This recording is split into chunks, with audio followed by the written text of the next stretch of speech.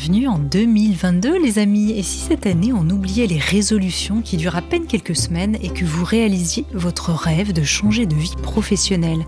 C'est ce que j'ai fait moi-même il y a plus de 17 ans en passant de l'univers des nouvelles techno à fondatrice de médias engagés. C'est pourquoi je suis vraiment heureuse aujourd'hui de vous présenter le partenaire de ce podcast, Chance, qui propose un parcours de coaching digital pour basculer vers une voie professionnelle qui vous ressemble le plus. Et moi, ce que je trouve pratique, c'est que c'est tout en ligne, qu'on choisit un coach rien que pour vous, sur mesure, et que vous retrouvez d'autres personnes en chemin dans des ateliers live. Et le petit plus que j'aime, c'est le collectif d'entraide, un vrai accompagnement sur 12 semaines pour se sentir moins seul quand on ne sait pas par où commencer pour provoquer le changement. Et petit détail non négligeable, ce parcours est entièrement finançable avec le compte personnel de formation. Alors les amis, pour tout savoir, allez donc jeter un œil sur le site chance.co pour prendre rendez-vous avec un conseiller.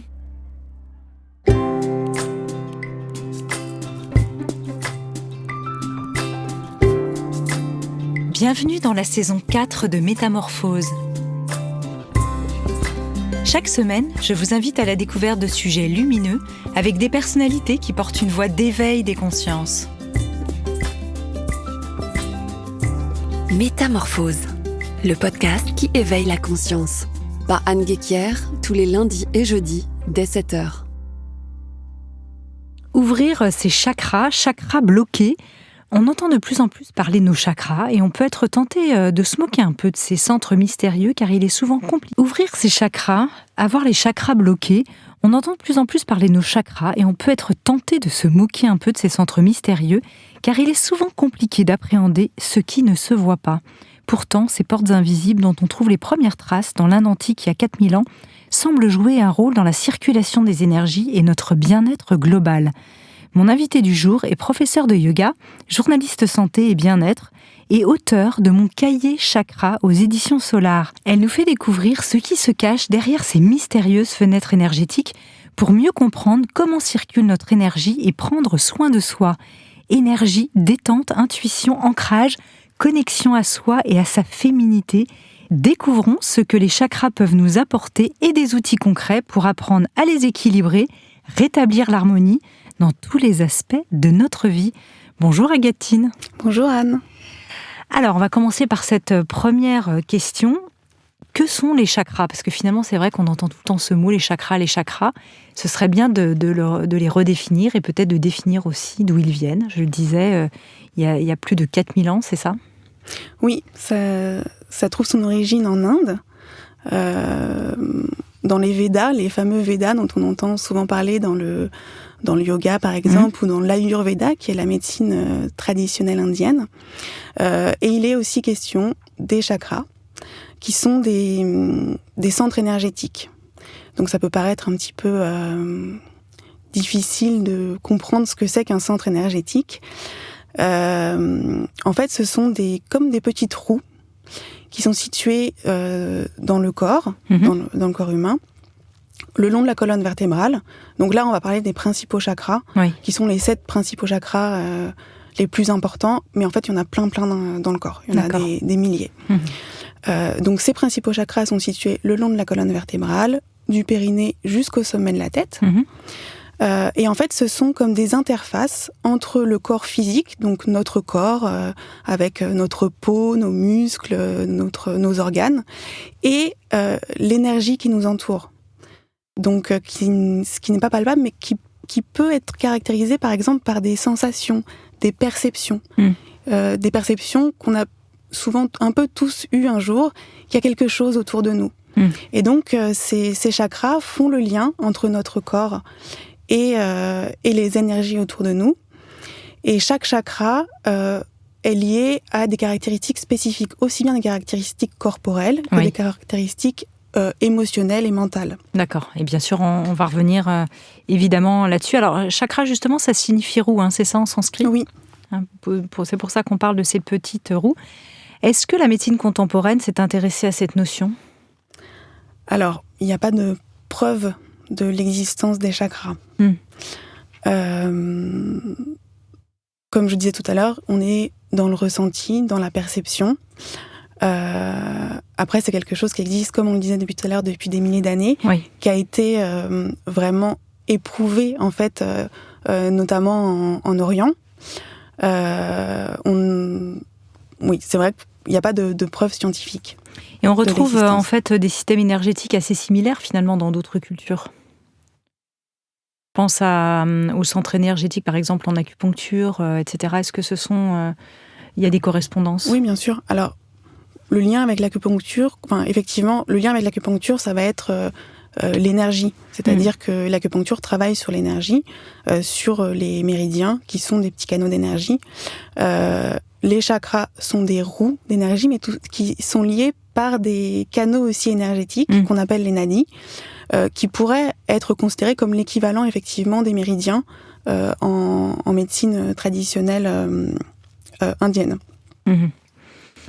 Alors, comment est-ce qu'il fonctionne, justement, le lien entre eux et quel est le système énergétique, finalement, le plus fréquemment adopté ? Est-ce qu'on peut en savoir plus un peu là-dessus ? Alors, comment ça fonctionne ? En fait, les chakras sont tous liés entre eux. Donc, du premier, qui est à la base du périnée, jusqu'au 7e, je parle des chakras principaux, qui est au sommet de la tête, ils sont liés entre eux par un des principaux nadis, donc, dont on vient parler, un des principaux canaux énergétiques qu'on appelle la Sushumna, par lequel circule l'énergie vitale. Donc ces petits trous énergétiques que sont les chakras tournent pour appeler en fait l'énergie dans le corps. Des fois, ils tournent bien. Donc ils sont équilibrés, ça c'est vraiment le maître mot, je pense, pour tout. Mais vraiment pour les chakras, c'est l'équilibre. Et des fois, ils tournent trop vite, ou ils tournent pas assez. Et en fait, c'est là que se créent les déséquilibres. D'accord. Par exemple, on peut avoir un problème au niveau... si on a le 3e chakra, par exemple, qui tourne trop vite, on va pouvoir ressentir qu'on a trop de confiance en soi. Ou si c'est quoi le 3e chakra, par exemple ? Le 3e chakra, c'est le chakra du plexus solaire, donc qui est situé au niveau du diaphragme, qui s'appelle Manipura. S'il tourne trop vite, donc il est associé à la confiance en soi. S'il tourne trop vite, on va peut-être avoir trop de confiance en soi, avoir tendance à en faire un petit peu trop. Et à l'inverse, s'il tourne pas assez vite, on va manquer de confiance en soi. On peut, par rapport à la façon dont il est positionné dans le corps, il est aussi en lien avec des organes. Donc on peut ressentir, en cas de problème de déséquilibre de ce chakra, des douleurs gastriques, par exemple, au niveau de l'estomac. Mais en fait, donc finalement, s'il y a un problème au niveau du 3e chakra, même si l'énergie circule bien dans les 2 premiers, ça va être bloqué, ça va rester bloqué au niveau du 3e, et donc il va y avoir des répercussions sur les chakras supérieurs. Oui, d'accord. Donc tout est lié. Donc c'est vrai que on a souvent des chakras plus ou moins bien équilibrés selon la façon dont on est, avec des déséquilibres qui vont revenir de façon plus fréquente chez certaines personnes. Mais de toute façon, il faut travailler à l'équilibre global des chakras pour que l'énergie circule bien. Du coup, on a plus ou moins des déséquilibres ou des équilibres sur certains chakras en tant que personne dans une vie, et puis après, ça fluctue en fonction de ce qu'on vit dans le moment, c'est ça ? Bien sûr. Oui. Bien sûr, parce que le chakra va avoir... la façon dont fonctionne le chakra, ça va avoir des conséquences sur la façon dont on va se sentir, aussi bien émotionnellement qu'au niveau du corps. Mais des événements extérieurs, donc des événements de la vie, vont pouvoir influer de façon positive ou négative sur le chakra aussi. Oui, c'est ça. Sur la façon dont il fonctionne, ouais. Alors, tu dis qu'il y en a 3 qui sont vraiment très importants. Est-ce que tu peux nous dire lesquels ? Alors, Même s'ils ont tous leur importance. Voilà, ils ont tous leur importance. Principaux, on va dire, peut-être. Peut-être plus connus, je ne sais pas. Alors, il y a les 7 principaux. Oui. Et on a tendance à parler des 3 du bas, donc les 3 premiers, qui sont alors plus en lien avec le physique, plus en lien avec la terre, avec le fait d'être ancré, avec les besoins matériels, avec la sexualité. Et les 3 au-dessus, donc le chakra du cœur, le chakra de la gorge, le chakra qui est situé entre les sourcils, ajna, sont des chakras un peu supérieurs, donc ils sont plus dans les perceptions, dans l'intuition, dans la créativité. Et on a le 7e chakra, qui est le chakra qui est lié au divin. qui est l'ouverture sur quelque chose de supérieur, qui est un petit peu à part, qui est le 7e et qui est un petit peu à part. Et c'est difficile, celui-ci, vraiment, de l'avoir équilibré. Ah bon, pourquoi ?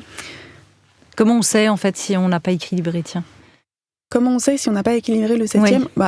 Clairement, il y a très peu de gens qui ont le 7e chakra équilibré. En fait, quand il fonctionne trop rapidement, on peut avoir tendance à être très superstitieux, par exemple, à avoir une façon de vivre, une relation à la divinité qui peut faire du mal, qui peut aussi bien à soi qu'aux autres. Ou être une fuite.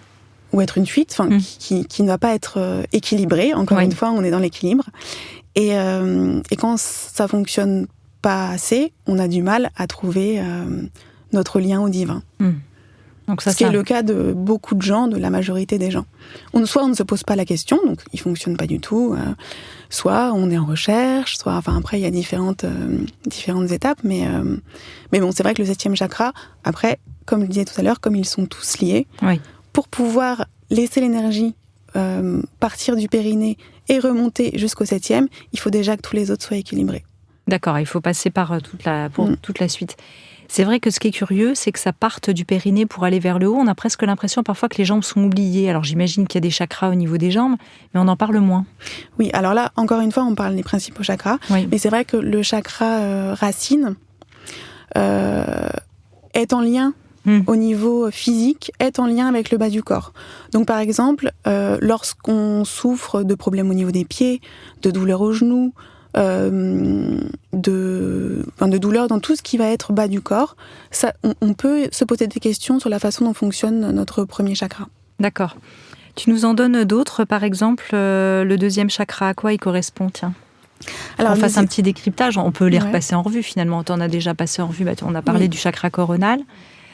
Là, on vient de parler du périnée, qui s'appelle comment ? Le chakra racine. Voilà, chakra racine. Voilà, le chakra racine qui est vraiment donc un chakra un petit peu primaire. Et en yoga, il s'appelle comment ? En sanskrit, comment est-ce que vous l'appelez ? Racine, c'est son nom. Le chakra racine. D'accord.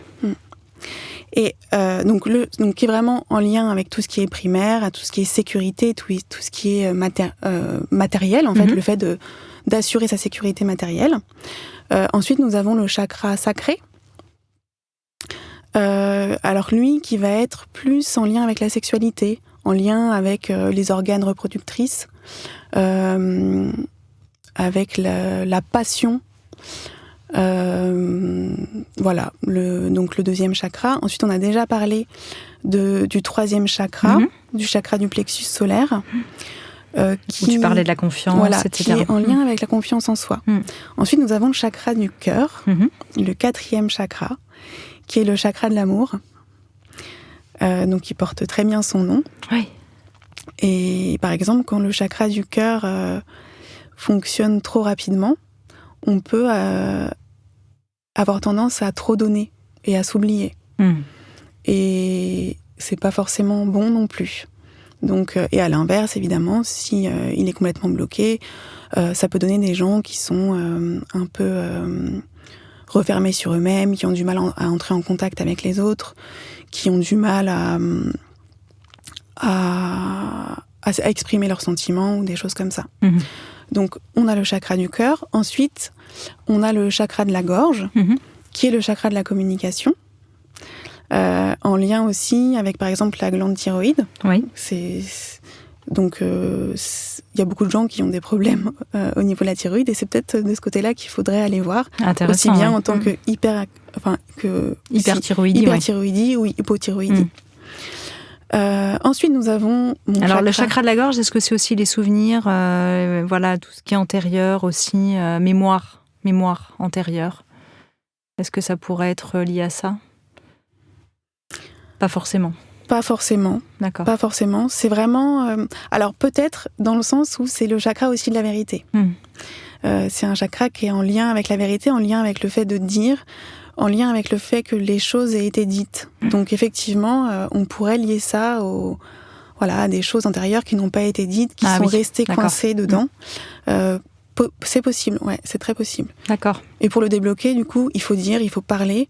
Et si c'est pas possible, peut-être écrire. En tout cas, mettre de la parole. C'est aussi le chakra de l'écoute. Oui. Alors ensuite, nous avons mon chakra préféré, qui est le chakra du troisième œil, qui est le chakra de l'intuition. C'est pour ça que c'est ton chakra préféré ? Oui. Je pense que c'est celui qui fonctionne, qui est le plus équilibré chez moi. Et c'est celui que j'ai ressenti le plus facilement quand je me suis un petit peu intéressée à essayer de ressentir mes chakras et de savoir comment ça fonctionnait. Ça a été très rapide et très évident en fait que celui-ci était là, vraiment. Donc le chakra de l'intuition, et ensuite nous avons le chakra coronal, donc lié au divin.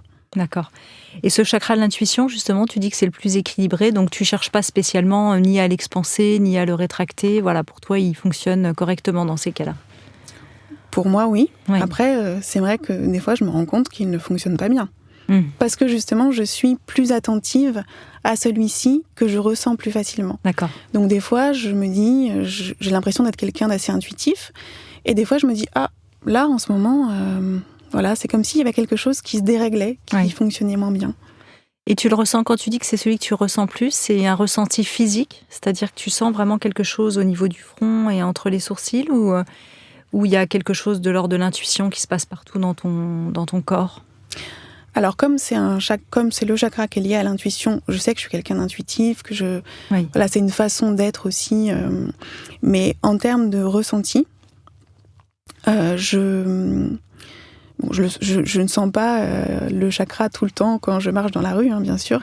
Mais si je me pose, que je décide de méditer, par exemple, même quelques minutes et me concentrer sur cette zone, je vais la ressentir immédiatement. Je vais ressentir qu'il se passe quelque chose ici, et c'est vraiment une boule. C'est vraiment une boule de chaleur. C'est pas quelque chose de diffus. C'est vraiment à cet endroit-là, il se passe quelque chose. Pour d'autres chakras, c'est plus compliqué. Alors justement, dans ton livre, tu parles de l'exercice du scanner pour un petit peu faire un état des lieux. Tu peux nous expliquer ? Alors, c'est vraiment peut-être le premier exercice qu'on peut proposer parce que ça permet vraiment de faire, l'état des lieux, de savoir où on en est. Il faut pas trop réfléchir à ce qui se passe. Simplement s'allonger, se relâcher, être dans la détente. Relâcher bien le corps, les épaules et fermer les yeux. Et imaginer comme une sorte de faisceau de lumière qui va venir scanner le corps, du bas du corps jusqu'au sommet de la tête. Mais prendre le temps, en fait, de laisser ce faisceau de lumière arriver, en fait, sur le corps et le scanner, vraiment doucement, et juste laisser venir ce qui vient.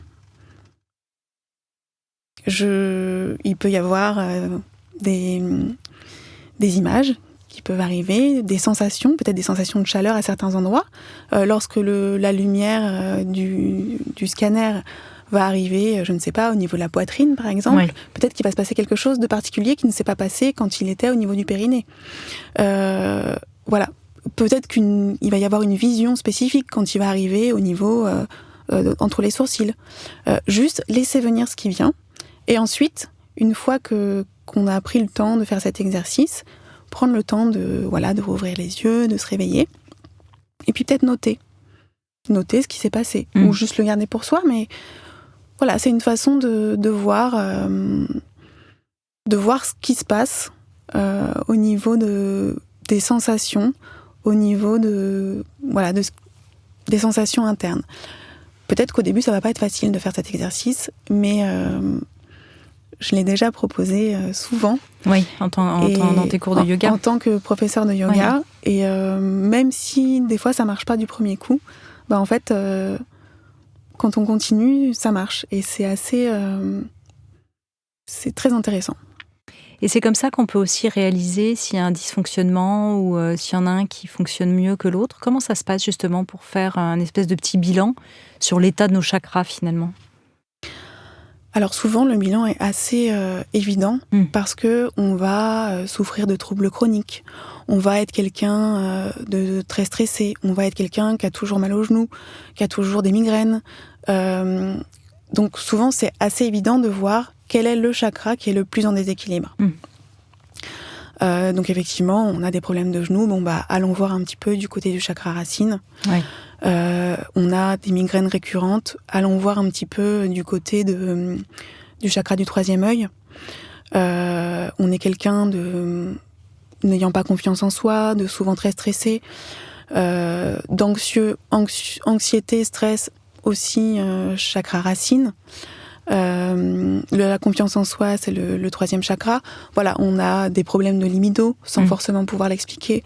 On va aller voir du côté du deuxième chakra, du chakra sacré. Souvent, c'est comme ça qu'on se rend compte qu'il y a un déséquilibre.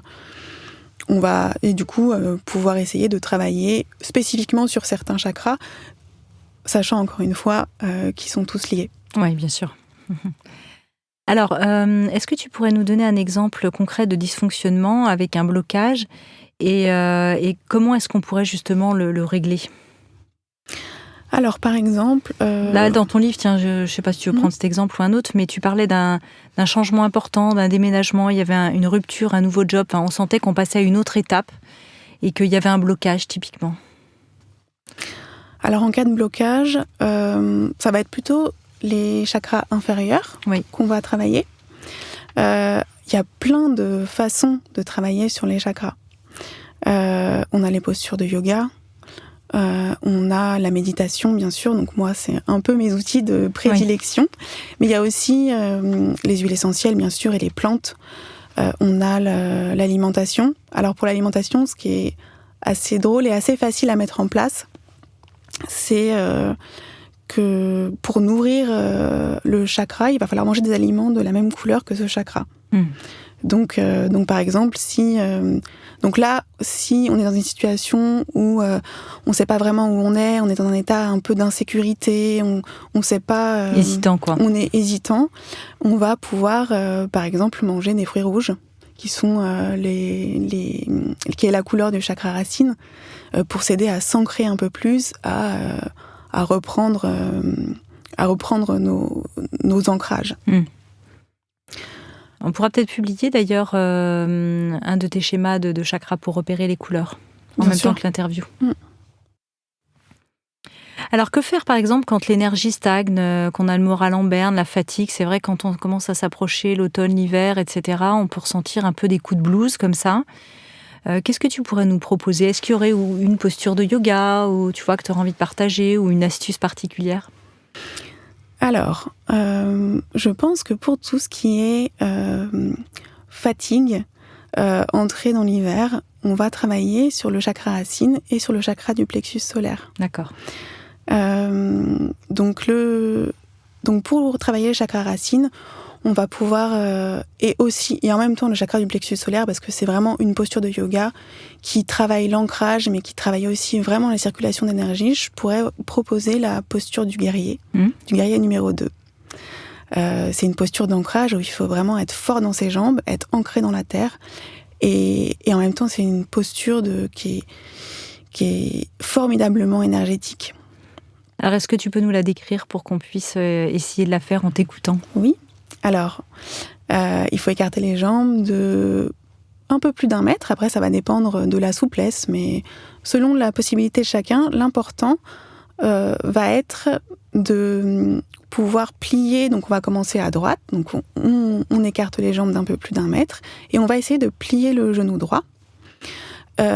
Et en fait, pour voir si on a écarté assez les jambes, vous pouvez...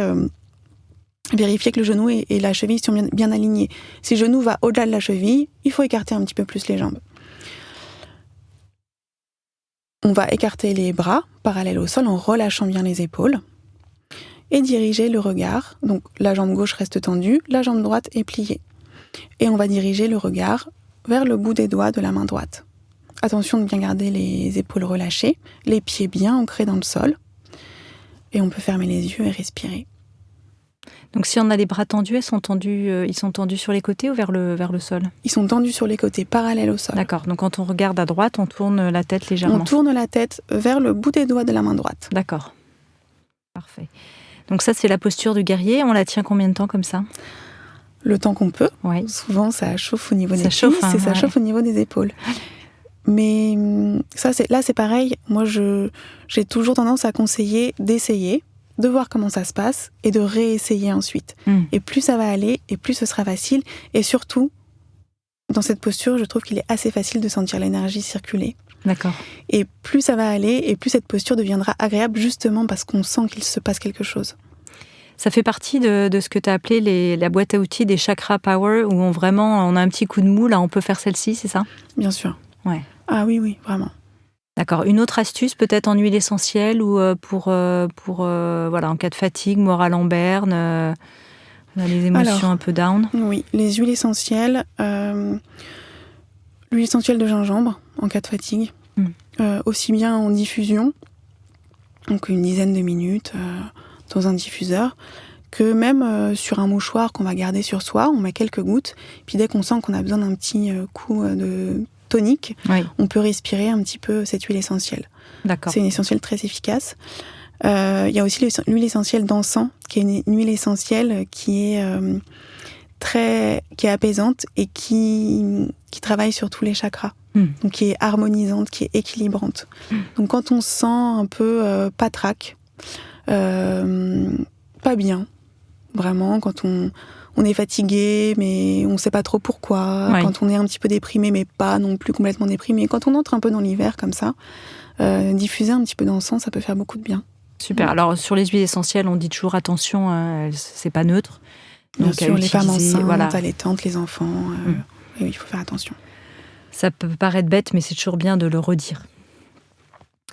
Alors, tiens, un rituel que tu pourrais nous donner, qui pourrait s'appliquer à tous nos auditeurs. Par exemple, il y a un rituel que tu proposes de visualisation arc-en-ciel pour harmoniser les 7 chakras. C'est ça ? Oui, alors, donc du coup, on peut être soit allongé, soit assis. Alors ça, tu proposes, excuse-moi, de le faire à peu près 10 minutes une fois par semaine, hein, c'est ça ? Oui, mais alors après, c'est vraiment des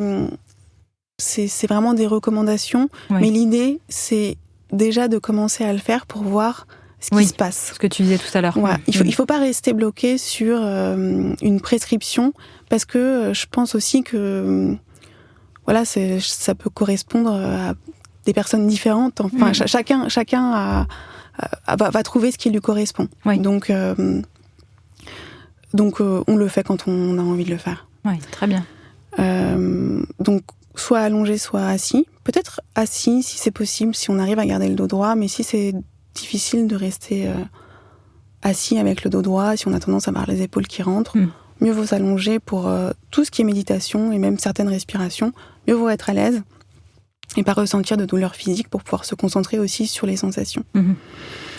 Et ensuite, on va du coup fermer les yeux et déjà prendre un petit moment pour respirer, pour relâcher le corps, pour ressentir en fait un petit peu ce qui se passe. Et on va imaginer comme une petite boule lumineuse au niveau du périnée. Donc vraiment les yeux fermés, imaginez la boule lumineuse qui remonte le long de la colonne. Il faut lui donner des couleurs, les couleurs associées au chakra. Donc dans la visualisation, on va commencer par sentir cette boule rouge lumineuse. On ressent la chaleur de cette boule rouge. On voit ce qui se passe à ce moment-là, mais on visualise. Et après, on pourra essayer de réfléchir à savoir qu'est-ce qui s'est passé à quel moment. Ensuite, on remonte. Et cette boule prend la couleur orange. Et au fur et à mesure, on remonte le long de la colonne jusqu'au sommet de la tête, en laissant cette boule prendre la couleur de chaque chakra. Il ne faut pas aller trop vite. Il faut vraiment essayer de vous laisser ce qui se passe. Peut-être qu'à un moment, cette boule va vouloir rester un petit peu plus longtemps. Peut-être qu'il va se passer des choses un petit peu différentes. Alors redonnons peut-être chaque couleur, comme ça on va les avoir. Donc, on a la boule rouge au niveau du périnée. Ensuite, on a la boule orange Ensuite, donc au niveau, le chakra sacré est situé à peu près en dessous le nombril. Donc au niveau du nombril, on peut sentir cette boule orange. Ensuite, on remonte au niveau du plexus solaire, donc au niveau du diaphragme, une boule jaune, puisque c'est le plexus solaire. Ensuite, on remonte au niveau du cœur, une boule verte. Ensuite, au niveau du chakra de la gorge, donc vraiment au niveau du milieu de la gorge, une boule bleue. Ensuite, on remonte au niveau du chakra entre les sourcils. C'est une boule violette. Et ensuite, le chakra coronal. Alors, le chakra coronal, il peut être très lumineux, d'une lumière très blanche, ou violet foncé. D'accord. Donc, après, on verra la couleur qui aussi s'impose lors de la méditation. Ouais. Alors peut-être parfois on se souvient plus des couleurs, c'est pas grave, on continue à laisser, on se prend pas la tête, quoi. On continue aussi, à laisser circuler la boule. On peut aussi voir les couleurs qui arrivent. Ah oui, d'accord.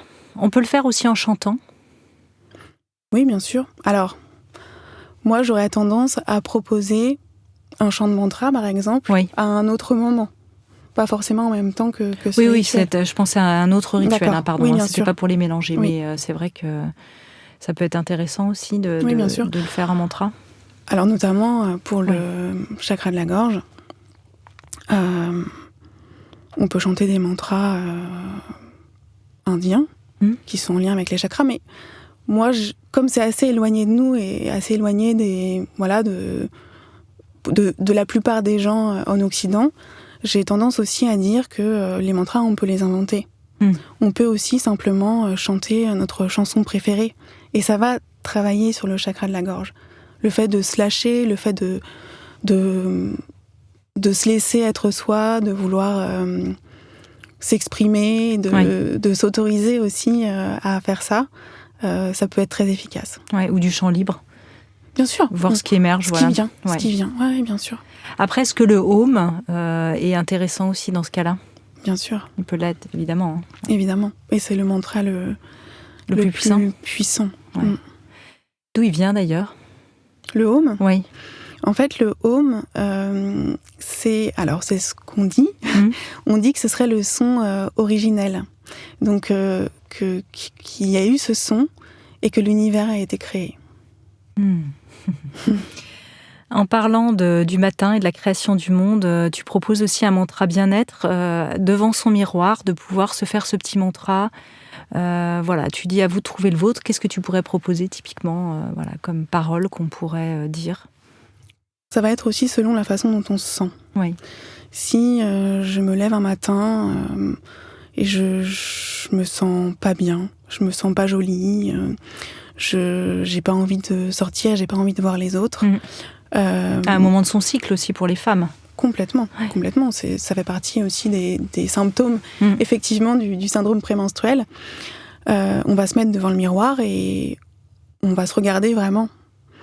Et puis, on va sûrement se rendre compte que finalement, on n'est pas si pas joli que ça, et que finalement, tout n'est pas si horrible dans notre vie. Et puis, il faut se le dire, clairement.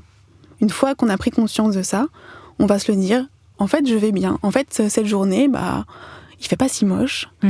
Ça peut être une très belle journée, même si il ne va pas forcément se passer quelque chose de précis. Je vais travailler, je vais rentrer chez moi ensuite, mais ça peut être une très belle journée.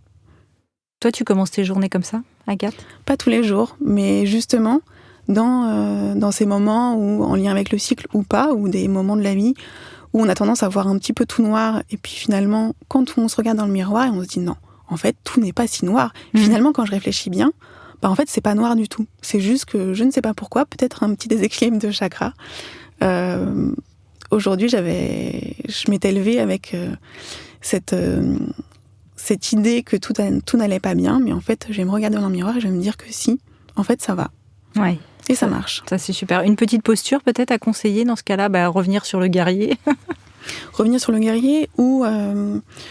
moi, dans ces moments-là, j'aime bien les postures d'ouverture du cœur qui vont permettre de lâcher les émotions et de lâcher les émotions négatives. Par exemple, de s'aimer un petit peu plus. La salutation au soleil, c'est une posture d'ouverture du cœur ? C'est une posture hyper complète. Ouais. Donc ça, c'est parfait. C'est la posture très complète qui va travailler sur tous les chakras. Alors, je ne vais pas demander à Agathe de la décrire parce qu'elle est un peu complexe à décrire. Par contre, on la trouve partout. Hein. Oui, et puis, vous la connaissez certainement. Oui. Ouais. Alors, en posture d'ouverture du cœur très simple, ça peut être l'arc, par exemple. On va s'allonger sur le ventre. Donc, sur un tapis plutôt pour... pas forcément à même le sol pour pas avoir de douleur. Et les bras le long du corps, on va plier les genoux et essayer d'attraper les chevilles. Si les chevilles ne s'attrapent pas facilement, on peut attraper aussi les orteils ou les pieds. Et on va prendre une grande inspiration. Et en expirant, on va essayer de lever le haut du corps et le bas du corps. Pour décoller les genoux, on va pousser les pieds dans les mains de façon à aider à ouvrir un peu plus la poitrine. Et c'est vraiment une posture qui renforce aussi le dos et qui permet d'amener le souffle sous la cage thoracique et d'ouvrir le cœur. C'est une posture parfaite quand on se sent... Oui, c'est ça. On peut la faire le matin. Le soir aussi, on peut la faire ou elle empêche de dormir ? Non, pas spécialement. Non, elle n'empêche pas de dormir. Ouais. Mais c'est plutôt une posture du matin parce qu'elle va donner de l'énergie. On la fait plusieurs fois ? Parce que j'imagine qu'on la repose et ensuite on la refait. Alors on peut rester plusieurs respirations dans cette posture. Ouais. Pareil, selon ce qui est possible. Peut-être 1 ou 2 au début, et puis après 5, après 10. Si on trouve vraiment les bienfaits de cette posture, ça va être 20 au bout d'un moment. Peu importe. Ensuite, on relâche. Et puis, si on a envie de continuer, on peut le refaire encore 1 ou 2 fois. Et je préconise aussi après de faire une petite contre-posture pour soulager le bas du dos, parce que ça va être une posture qui va cambrer un petit peu le dos, de faire la posture de l'enfant. Où on se met un petit peu comme en boule, avec le dos arrondi, les épaules relâchées, les genoux pliés, le front sur le sol. D'accord, très bien. Est-ce que les automassages peuvent aussi nous aider à rééquilibrer nos chakras ? Et qu'est-ce que tu pourrais nous recommander ? Oui, alors moi je suis pas trop automassage, mais oui bien sûr. Qu'est-ce qu'on peut faire comme automassage ? Ben là, je me souviens t'en proposer un, moi qui m'intéresse, parce que je m'intéresse au plexus solaire, c'était de faire dans le sens des aiguilles d'une montre, comme ça tu proposais. Oui, alors ça, oui, c'est vraiment un massage pour le plexus solaire, avec des huiles essentielles. Oui. Qu'est-ce qui permet en fait, qu'est-ce que ça permet vraiment de... Alors l'huile essentielle, pour un automassage comme ça, on peut proposer une huile essentielle de yuzu, par exemple, toujours bien sûr diluée avec de l'huile végétale, qui va être une huile donc d'agrumes, qui va être à la fois apaisante mais aussi énergisante, qui va aider à la créativité, à la confiance en soi. Et le fait de pouvoir masser au niveau du plexus solaire, déjà ça va être un très bon massage digestif, qui souvent, les problèmes au niveau de l'estomac, au niveau de tout ce qui est système digestif, sont liés au chakra du plexus solaire. Ah oui. Estomac, foie. Après, tout ce qui est intestin, ça va plutôt être le chakra d'en bas. Mais vraiment, tout ce qui est le haut du système digestif est lié au chakra du plexus solaire. Diaphragme, évidemment, aussi. Bien sûr, c'est vraiment là qu'il se situe. Ah, ça c'est bien. Merci pour cette astuce. Alors, tu as aussi un programme énergie en 4 semaines avec un travail d'équilibre des 1er et 3e chakras. Et là, tu proposes aussi dans ce programme de booster notre énergie, notamment avec la respiration de feu. Oui. Alors, c'est sûr qu'on n'a pas encore parlé trop respiration. Ah bah oui. Alors, si je peux conseiller 2 respirations, donc ça va être Kapalabhati, qui est une respiration très énergisante. Pareil, pas forcément facile à faire seul au début, mais on n'essaye pas forcément de la faire pendant 10 minutes. On essaye au fur et à mesure. C'est pareil, les effets sont tellement intenses qu'on y revient assez vite et assez facilement. Alors comment elle se fait du coup ?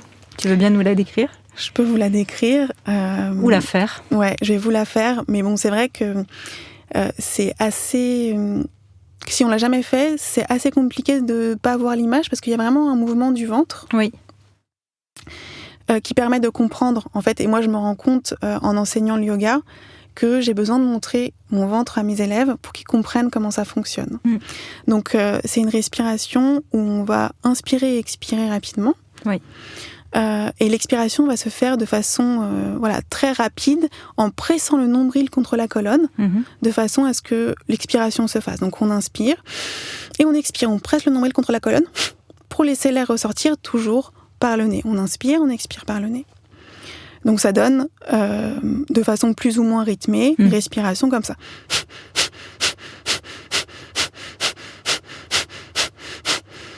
Voilà, et donc là, on peut essayer de faire... et là, je vois bien le ventre, effectivement. Oui, le ventre qui bouge. Ouais. Et c'est vraiment... on inspire, et c'est vraiment ce mouvement du ventre qui fait que l'air ressort de façon rapide. Et ça, on peut commencer par le faire 10 fois, comme là, ce que je viens de faire à peu près. Et puis ensuite, on accentue. On essaye d'aller un petit peu plus rapidement, peut-être. On essaye de faire un peu plus de respiration. D'accord. Et on voit ce qui se passe. Et ça booste vraiment l'énergie. Ah oui, ça c'est magique. Magique, c'est génial. Magique. Une petite posture de yoga peut-être. Tu parlais de positions comme la pince et la chaise pour booster l'énergie. Est-ce que tu veux bien en décrire peut-être une des deux ? Je dirais la chaise. Alors c'est vrai que moi j'ai tendance à aimer les postures un peu toniques.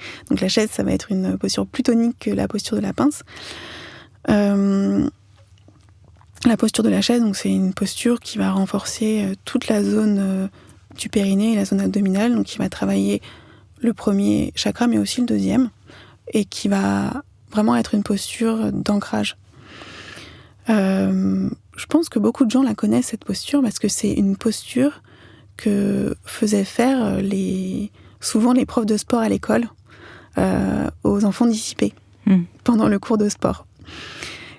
Donc l'idée c'est d'imaginer qu'on va s'asseoir sur une chaise, mais qu'il n'y a pas de chaise, donc il faut retenir. Pas contre un mur.